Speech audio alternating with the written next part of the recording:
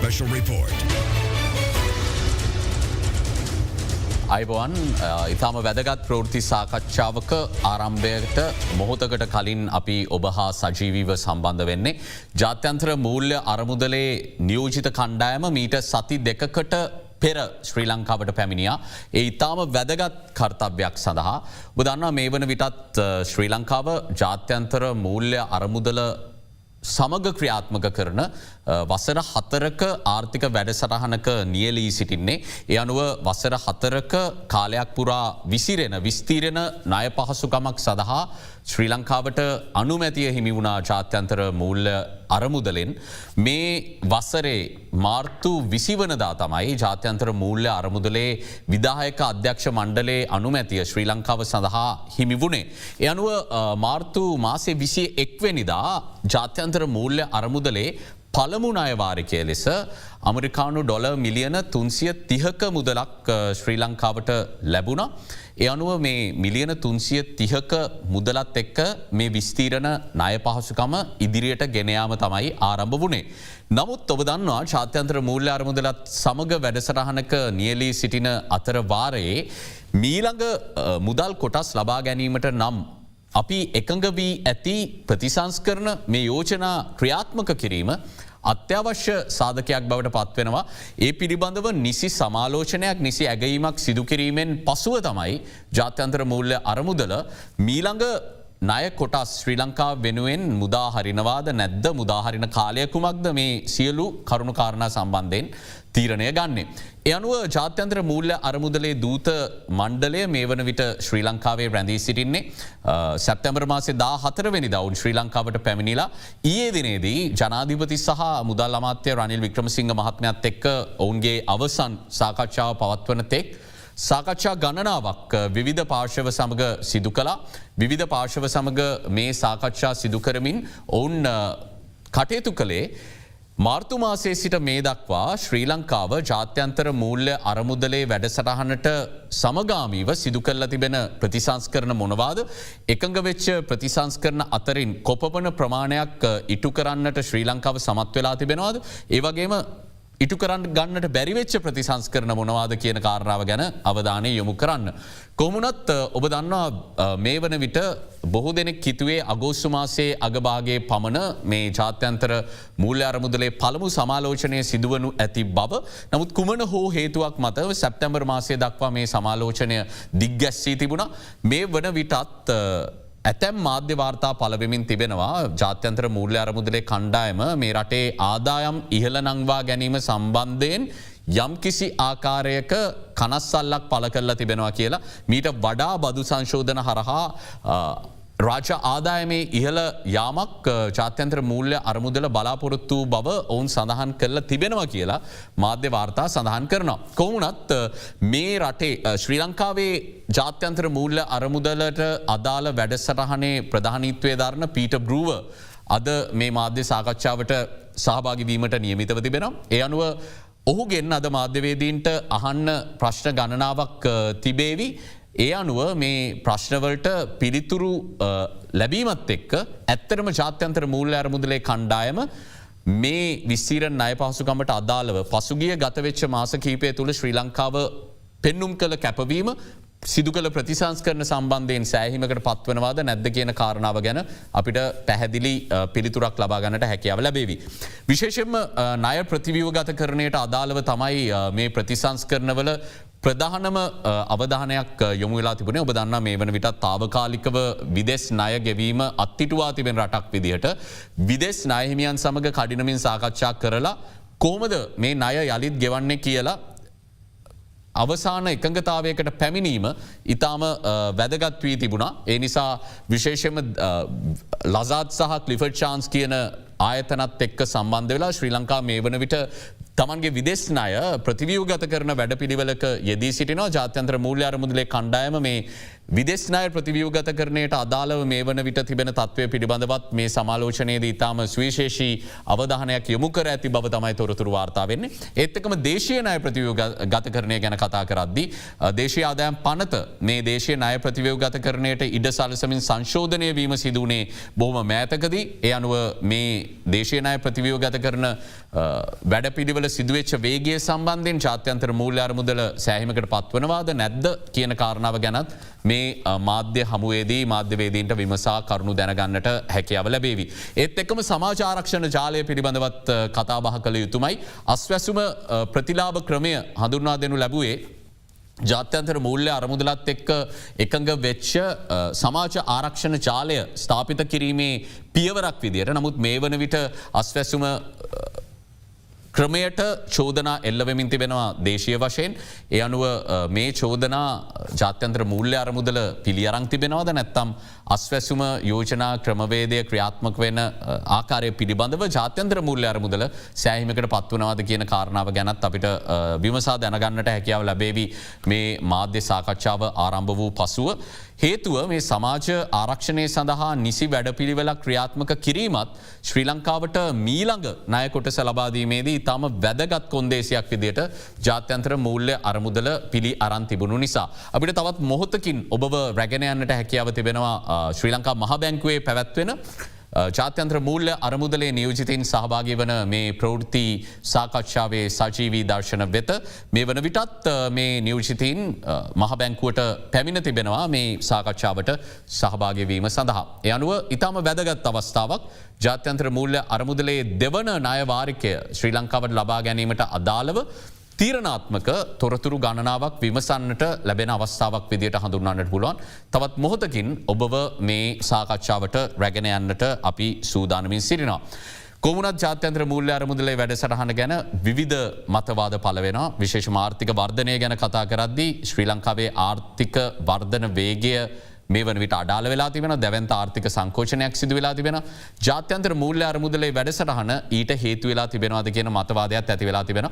අපිට දැන් හැකියාව තිබෙනවා සජීවීව මේ ප්‍රවෘත්ති සාකච්ඡාවට යොමු වෙන්න. ඉන්න අනතුරු අපි බොහෝ දේ කතා කරමු. My name is Huang Lan Pinky Wu. I'm a communications officer at the IMF. And today I'm delighted to be joined by three speakers. Peter Brewer, Senior Mission Chief for Sri Lanka. Kasyarina Srizenka, Deputy Mission Chief for Sri Lanka, and Sawat Jahan, Resident Representative in Colombo. By now, I think you should have seen the press release that we just posted on our website, and I hope that you had some time to digest the details. To begin, I will invite Peter to give some opening remarks, and then we will open the floor for questions. Peter, the floor is yours. Thank you. Good afternoon, and thank you for joining us for our press briefing here this afternoon. It's good to be back in Colombo and see you all. As you already know, the IMF team has been here since September 14th to conduct the first review under the Extended Fund Facility, EFF, arrangement here in Sri Lanka. During this time, we've held constructive and productive discussions with the authorities and other stakeholders, including the private sector and civil society organizations.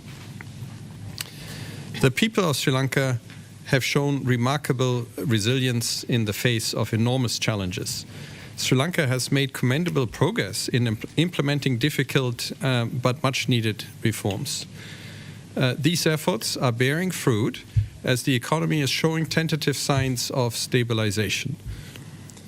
Inflation is down from a peak of 70% to today 1.3%, and gross international reserves increased by $1.5 billion between March and June this year, and shortages of essentials have eased. But full economic recovery is not yet assured.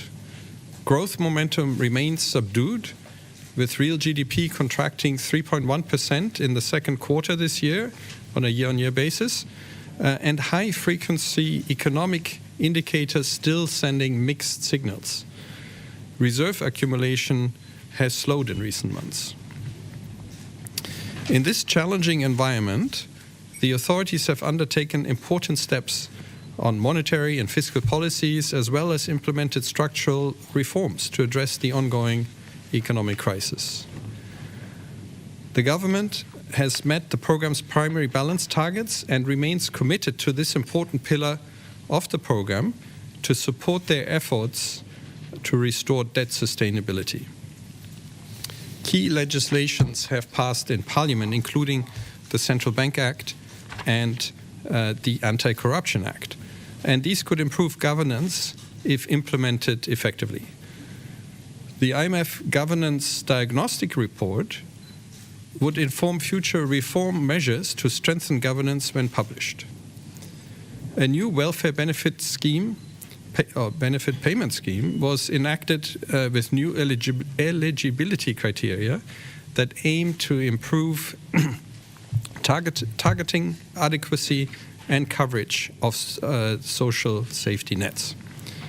To ensure financial stability, steps were taken on conducting bank diagnostics, developing a roadmap for addressing banking system capital and liquidity shortfalls, and improving the bank resolution framework.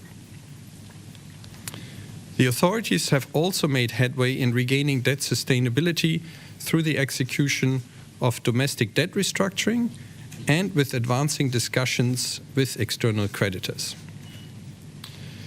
More work still needs to be done to sustain the reform momentum and put the economy on a path towards lasting recovery and economic growth. For instance, revenue mobilization gains, while improved relative to last year, are expected to fall short of initial projections by nearly 15% by year end, in part due to economic factors. To increase revenues and signal better governance, it will be important to strengthen tax administration, remove tax exemptions, and actively eliminate tax evasion. Discussions are ongoing, and the authorities are continuing to make progress on their plans for revenue mobilization targets, anti-corruption efforts, and other important structural reforms. Let me conclude by thanking the authorities for the excellent collaboration during the mission. The team will continue its discussions in the context of the first review with the goal of reaching a staff-level agreement in the near term. We reiterate our commitment to providing support to Sri Lanka during this challenging time. Thank you. Thank you, Peter. Now we will open the floor for questions. If you want to ask a question, please raise your hand and we'll give a microphone to you. Please introduce yourself and the organization that you work with. Hi, I'm Sandro from News First. Mr. Brewer, my question to you is, have you mentioned that the IMF is unsatisfied with the government of Sri Lanka's tax collection system so far?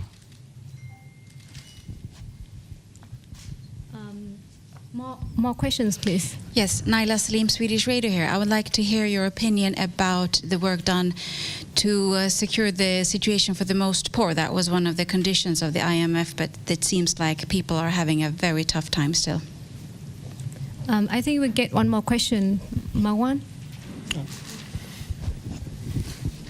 Yeah, Marwan Markov, Nikkei Asia. Peter, you make references to the Executive Board review subject to adequate progress on finance reviews. This means bilateral discussions with external creditors. The president is due to go to China next month, hopefully to win Chinese support for debt restructuring. What if these delays continue, and how would that delay impact Sri Lanka's economic recovery? Thank you. Thank you. I think we'll take this first patch.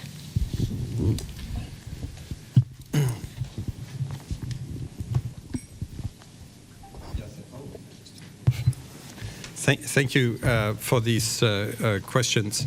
So, as I mentioned, as we mentioned in the press release, tax collection is a concern in Sri Lanka. It's an important pillar of the program because it's important to sustain the essential expenditures of the government. The government provides important services, education, health, infrastructure, support for the poor and vulnerable, and these expenditures need to be sustained with an appropriate amount of revenues. In Sri Lanka, there's a big gap between these two. Expenditures are of the order of 19% or so of GDP. Revenue is in the order of 9% of GDP or so, and that gap needs to be filled. To accomplish that objective, it's important to have appropriate tax policies and tax administration systems in place that support this effort. The reforms in this regard already started last year with significant tax policy reforms that essentially reversed some of the large tax cuts that had taken place in 2019. But that by itself isn't enough for Sri Lanka to bridge that gap that I mentioned and to step away from being one of the countries with the lowest tax takes in the entire world. And so discussions in that regard continue to ensure that the objectives of the program can be reached. And you remember that the objective is for, in 2024, for Sri Lanka to be able to raise revenue equivalent to 12% of GDP. So there's some way to go to get there next year. Maybe let me also take the question on the debt, and then perhaps Sabit can speak to the second question. So this question was about the financing reviews and engagement with external creditors. So for the IMF program to move to the next step of completing the first review and dispersing the second tranche, two important components are needed. One is to agree with the authorities on a set of policies that they can take forward to achieve the objectives, so that we can reach staff level agreement for this first review. And we are very confident that we will be able to do that with a little bit more time to continue the discussions. And then the second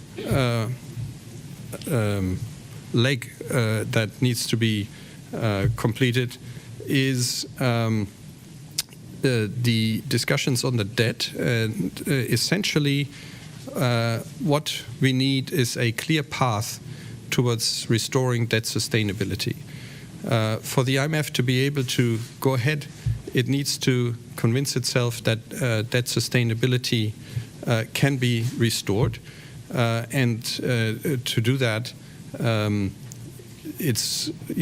we need to convince ourselves that there are discussions, negotiations that will result in debt treatments that will essentially be in line with the debt targets that we had set at the beginning of the program in March.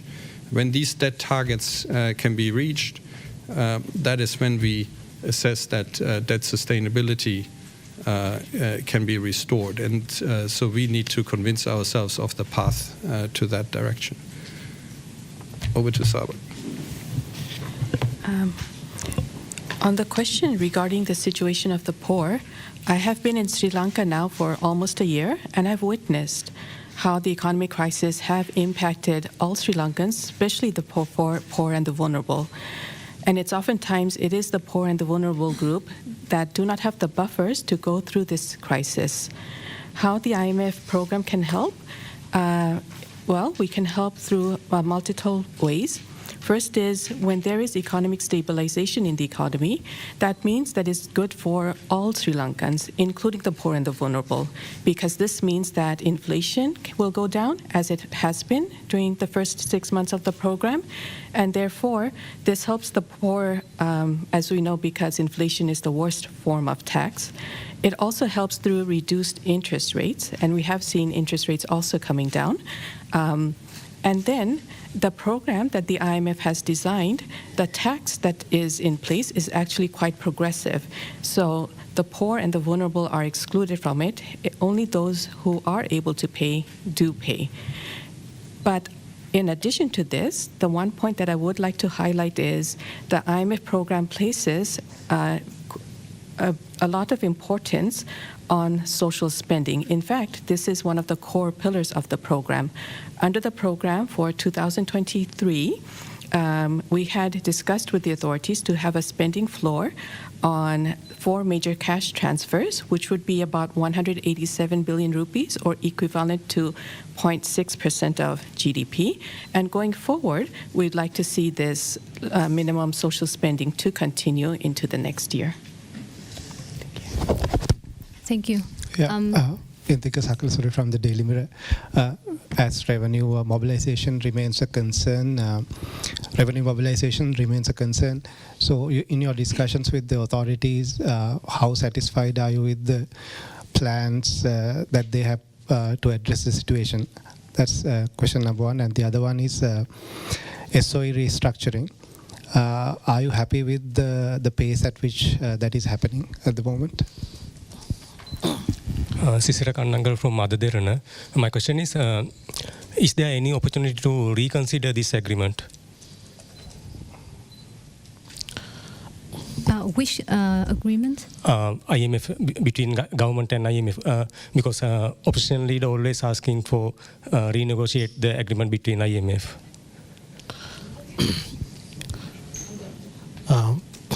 Shiharan is from Economy Next. The government has already announced its DDO, domestic debt optimization. Are you satisfied with it? And do you think EPF alone is enough, or do you think they need to go for banking sector as well in the DDO? That's my first question. Second question, when is likely to the second tranche be disbursed if everything goes well?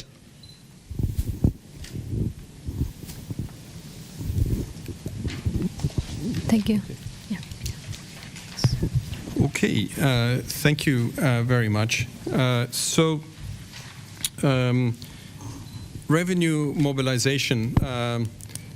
So as I mentioned, there has been a strong effort already. Considerable reforms have been introduced. But at the same time, unfortunately, there is going to be a shortfall this year. This is partially due to economic factors, because, as I mentioned, growth is a tad lower than was projected, and as inflation is significantly less, and the exchange rate is a little bit different. So there's a whole host of factors that explain some of the shortfall. But there's also a lot more to be done in terms of continuing with the reform path, and also tax administration. So that really is the area where the discussions are focused on, so as to reach the objective of 12% of GDP revenue by the end of next year, and avoid a shortfall next year. So we're really looking to the benefits of the tax reforms that were introduced last year to bear full fruit and to be supplemented with appropriate additional reforms. So SOE, maybe you can do in a second. With respect to can the agreement reconsidered or renegotiated? In principle, that's possible. It's of course a big undertaking, and indeed, we would want to be sure that the objectives of the program can still be achieved. But it does happen that there are little changes to the program where the same objectives can be achieved in different ways. Indeed, this is sort of what we do on an ongoing basis. For example, during this review, make sure that the policies that were agreed at the beginning are still the appropriate policies, or do adjustments need to be made as we go along. So in a way, programs are dynamic and do that all the time anyway. And then maybe connected to that is the question on the second tranche. So there is no fixed timeline.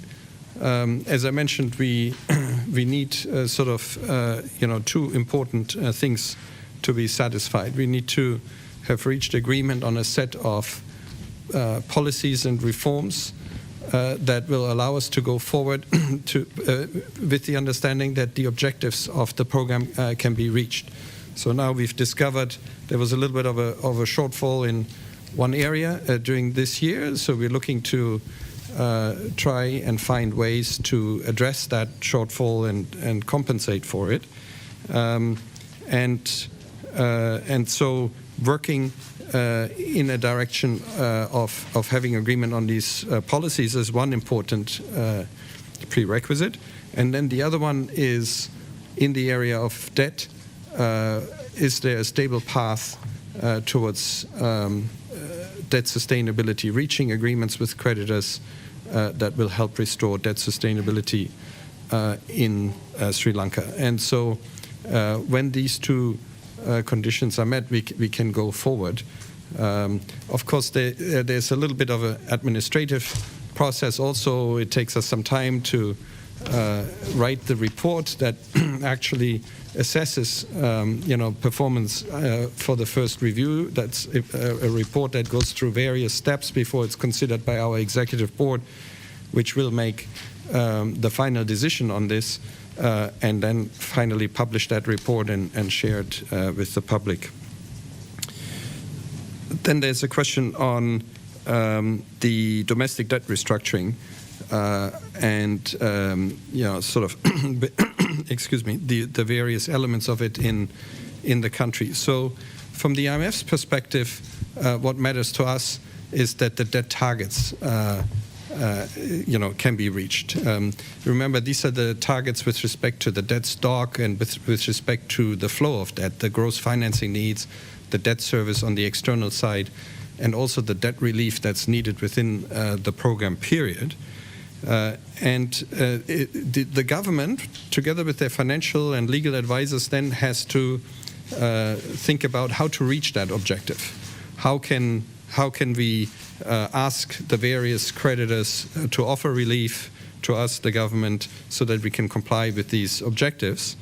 Now, within that, so the government has chosen a particular way, and as you said, the banks are not in there. Now, I should say we care about the targets, but we also care to some extent how we get there, in the sense that it's important for us to maintain financial and social stability, because otherwise the problem could just become worse, and then these targets don't apply anymore. So here in Sri Lanka, I think financial stability is maintained. The banks will nevertheless suffer from the restructuring through their exposure to the government through domestic foreign exchange instruments, as well as external foreign exchange instruments, which is why also financial stability is an important part of the program with its own pillar. But let me stop there. I've spoken quite a bit, and Katja can speak about the SOEs. So on the SOE reform, the objective of the SOE reform is to ensure that SOEs are run on a commercial basis and that they do not accumulate any more additional financial liabilities for the government.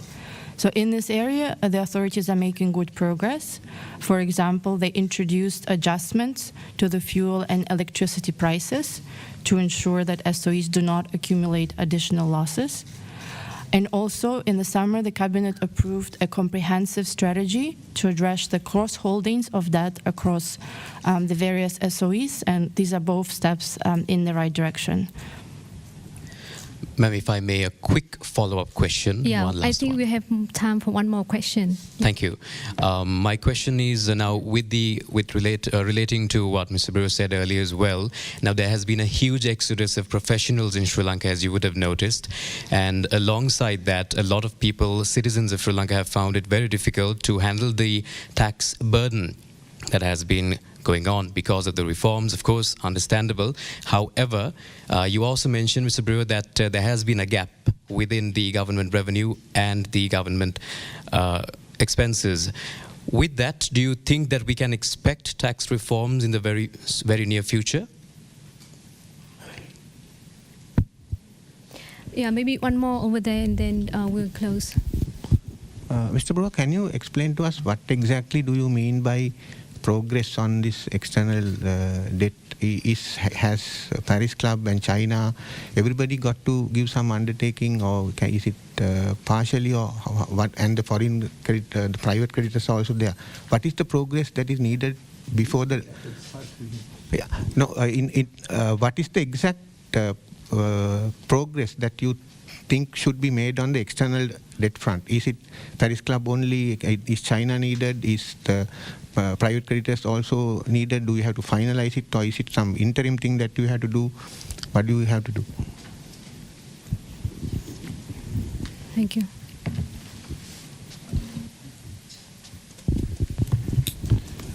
Thank you. Yes, filling the gap of missing tax revenues does mean some reforms are needed in order to increase the tax take. We are fully cognizant of the cost that this implies for the population, and indeed, it's not only the taxes, right? It's also utility prices. Inflation has left prices very high. The population is affected in so many different ways, and it is, a very, very burdensome for the average citizen of the country. Essentially, the country is now sort of experiencing the consequences of both policies and shocks that happened in Sri Lanka over the past so many years. These are policies that left the country very vulnerable. In particular, a very strong tax cut in 2019, which the effects of which were then exacerbated by various shocks in the country. So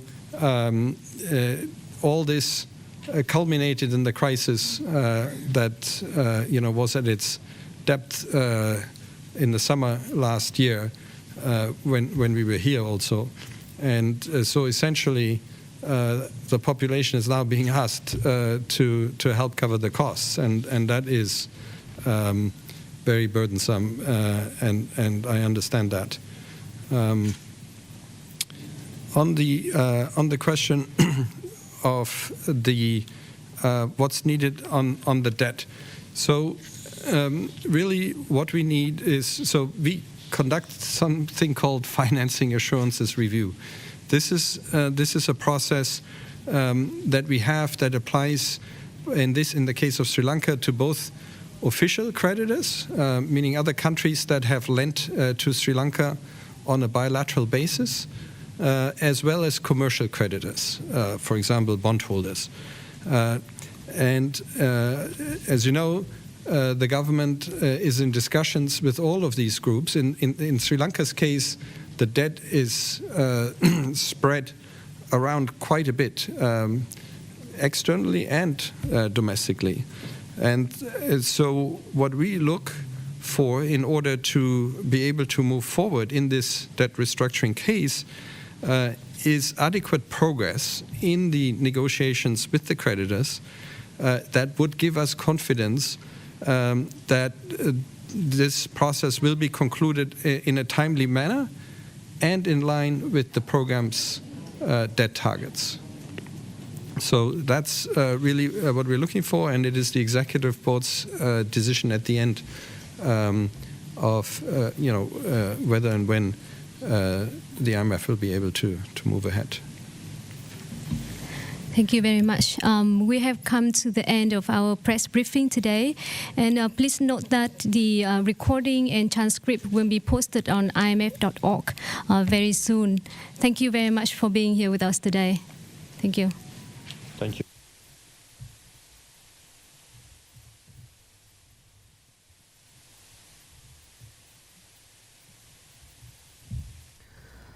ඔබ නැරඹුවේ ජාත්‍යන්තර මූල්‍ය අරමුදලේ නියෝජිතින් පිරිස කොළඹදී පවත්වපු ප්‍රවෘත්ති සාකච්ඡාව.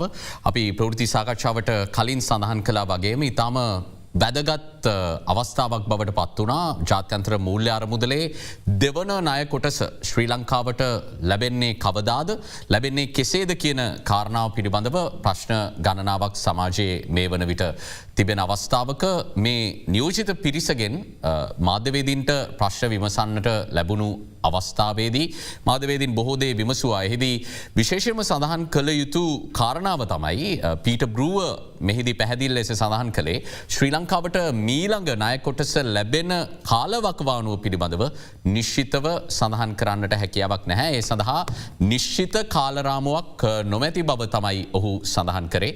ඒ අනුව මේ පැවති සමාලෝචනය අවසානයේදී බොහෝ දෙනෙක් බලාපොරොත්තු වුණා කඩිනමින්ම ශ්‍රී ලංකාවට මීළඟ ණය වාරිකය හිමිවනු ඇති බව. නමුත් මේ මාධ්‍ය සාකච්ඡාව අසා සිටීමෙන් අනතුරුව පැහැදිලි වන කාරණය තමයි මේ නිශ්චිත දිනේදී මීළඟ වාරිකය ශ්‍රී ලංකාවට ලබා දෙන බවට ජාත්‍යන්තර මූල්‍ය අරමුදලේ නියෝජිතින් පිරිස ප්‍රකාශ කළ හැකි පසුබිමක නොවේයි මේ මාධ්‍ය සාකච්ඡාව පවත්වන අවස්ථාව වන විට සිටියේ කියන කාරණාව.